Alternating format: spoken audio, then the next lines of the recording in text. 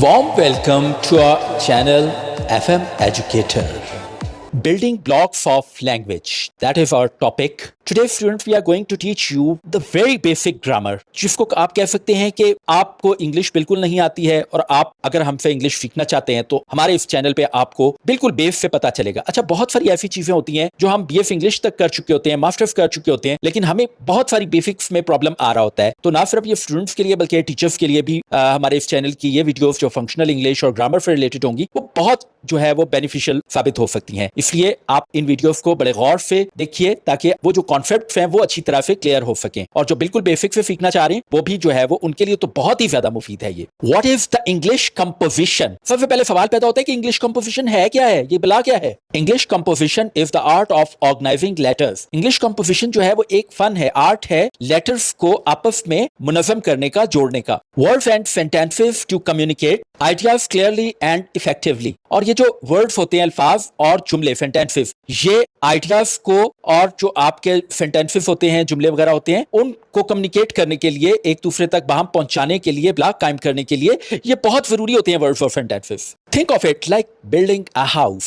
For example, letters, bricks, words, walls and sentences complete house. अब देखिए जैसे एक घर बनाते हैं ना, तो उसके अंदर जो यहाँ पर लेटर्स, हरूफ हैं, वो जो है ईंटों के माने में आ सकते हैं। जैसे ईंटें होती हैं उनसे दीवारें वगैरह बनती हैं, और आपके वर्ड्स जो हैं वो फिर जब ईंटों का पूरा एक मजमुआ खड़ा हो जाता है, उसको प्लास्टर किया जाता है तो वो वॉल बन जाती है। इंग्लिश लैंग्वेज में वर्ड्स की मिसाल दीवारों की सी है, और आपके जो सेंटेंसेस हैं, वर्ड से फिर आगे सेंटेंसेस है, तो वो क्या बन जाते हैं? वो आपके जुमले जो है वो एक मुकम्मल घर की शक्ल इख्तियार कर लेते हैं। Now is that what is letter? कि लेटर है क्या है? लेटर मींस हर्फ। Letter is the smallest unit of written language. Written language का सबसे छोटा यूनिट है। There are 26 letters in English alphabet. English हरूफ ताजी में ए से लेकर वी तक 26 लेटर्स हैं। Types of letters, vowels and consonants. Vowels होते हैं आपके ए ई आई ओ यू से, आ ई ओ आ यू, और किसी हद तक वाई को भी हम वाउल में बावक़त कंसिडर कर लेते हैं। और इसके अलावा कॉन्सोनेंट्स, रिमेनिंग जो लेटर्स हैं 21 लेटर्स, वो आपके कॉन्सोनेंट्स कहलाते हैं।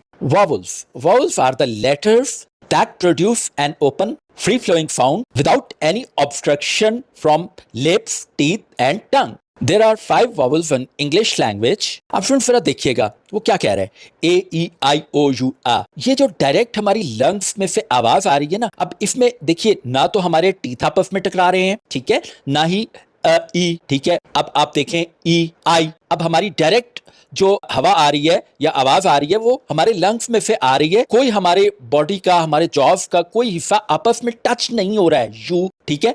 तो आप देखें कि ये कोई टच नहीं हो रहा, तो इसलिए इसको हम यहाँ पर वावल्स की बेस्ट डेफिनेशन या आपको समझाने के लिए बेस्ट वे यही रहेगा। तो इनको आपने वेन में रखना है। और ये वावल्स इतने आम होते हैं कि कोई वर्ड जो है वावल वर्ड के बगैर बन नहीं सकता है, मीनिंगफुल वर्ड। अब इसमें देखिए जरूरी नहीं है कि जो एक वर्ड जो है वो शुरू हो रहा है वो तो है ही ना वावल साउंड से है, लेकिन जो मैंने आपको बात बताई है कि कोई वर्ड ऐसा नहीं है जो जिसमें ए ई आई ओ यू वगैरह ना आए या किसी हद तक आए। अब इसमें देखिए जैसे कैट, सी ए टी, अब ए जो है आपका वाउल है और बाकी जो आपके सी और टी हैं ये कॉन्सोनेंट्स हैं। Now we have to know what is consonant. कि कॉन्सोनेंट क्या चीज है भाई? Consonant is a letter that produce a sound by partially or fully blocking airflow using lips, teeth or tongue. There are almost 21 consonants in English language, English alphabet. अब देखो ये वो words हैं जिनमें कहीं ना कहीं lips touch होंगे, ठीक है, टीथ टच होंगे, टंग जो है वो टच होगी। अब देखें जैसे मैं टच ही बोल रहा हूं तो आप देख रहे हैं ना कि touch,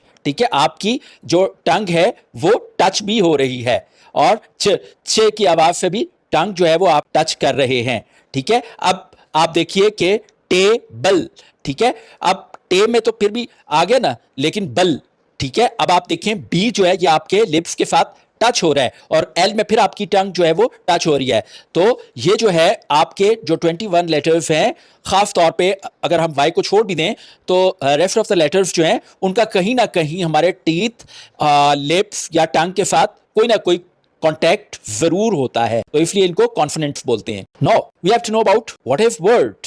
word is a meaningful combination of letters that represents an object, action, feeling और आइडिया। अच्छा जी, वर्ड जो है वो होता है मुख्तलिफ लेटर्स का एक ऐसा मीनिंगफुल कॉम्बिनेशन। ये नहीं है कि आप 2 लेटर्स को 4 लेटर्स को आपस में मिला दें तो कहें कि जी ये वर्ड ना, उसका एक बमानी कोई लफ्ज बनना चाहिए, उससे कोई जो है एक्शन क्रिएट हो, कोई जैसे वर्ब का आप कह सकते हो, ठीक है, कोई फीलिंग क्रिएट हो, एहसास क्रिएट हो, और उसके बाद कोई आइडिया क्रिएट हो, ठीक है ना, ये सारी चीजें, या कोई ऑब्जेक्ट, कोई चीज जो है उससे क्रिएट हो, तो वो जाकर जो है वो एक वर्ड की शक्ल इख्तियार करेगा। What is sentence? Sentence is a complete meaningful group of words that expresses a full thought।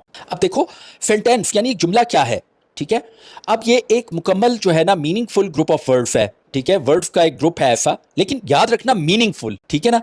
इस बात को आपने मतलब अपने पल्ले से बांध लेना है, पल्लू से बांध लें या पल्ले से जो भी है आपके पास, बांध लें उससे कि ये मीनिंगफुल वर्ड है भाई, मीनिंगफुल जो है ना ग्रुप ऑफ वर्ड्स, तब जाके एक सेंटेंस बनेगा जो क्या इजहार करेगा, किसी फीलिंग का, आइडिया का, या कोई जो है ना आपके एक पूरा जो एहसास है, मतलब कोई भी चीज है उसको बयान कर रहा है, वाकया है, कोई चीज है, तो वो एक सेंटेंस जो है ना, एक जुमला जो है वो प्रॉपर एक आइडिया को फ्लोट कर रहा है। अच्छा, अब यहां मैं आपको वर्ड और सेंटेंस दोनों की मिसाल बता रहा हूं। मसलन देखिएगा, कैट, कैट क्या है? ये वेरिएबली और ये एक वर्ड है, और कैट रन्स, ठीक है। अब ये 2 वर्ड्स बन गए ना, ठीक है, तो कैट दौड़ती है, ठीक है, तो ये एक पूरा जुमला बन गया, इसमें एक पूरा जो है वो थॉट, पूरा एक आइडिया जो है वो एक्सप्रेस हो चुका है, हमें बात समझ आ गई है कि बिल्ली दौड़ती है। जी स्टूडेंट्स, आज का लेक्चर हमारा कंप्लीट हो चुका है, और आखिर में आपके सामने जो कुछ आपको डिलीवर किया गया है उसकी एक समरी जो है वो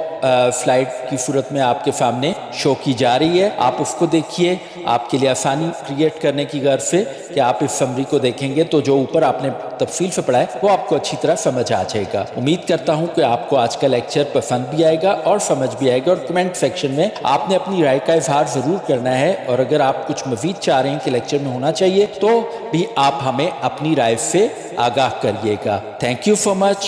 If you have liked our lecture, please subscribe, share and like it as much as possible.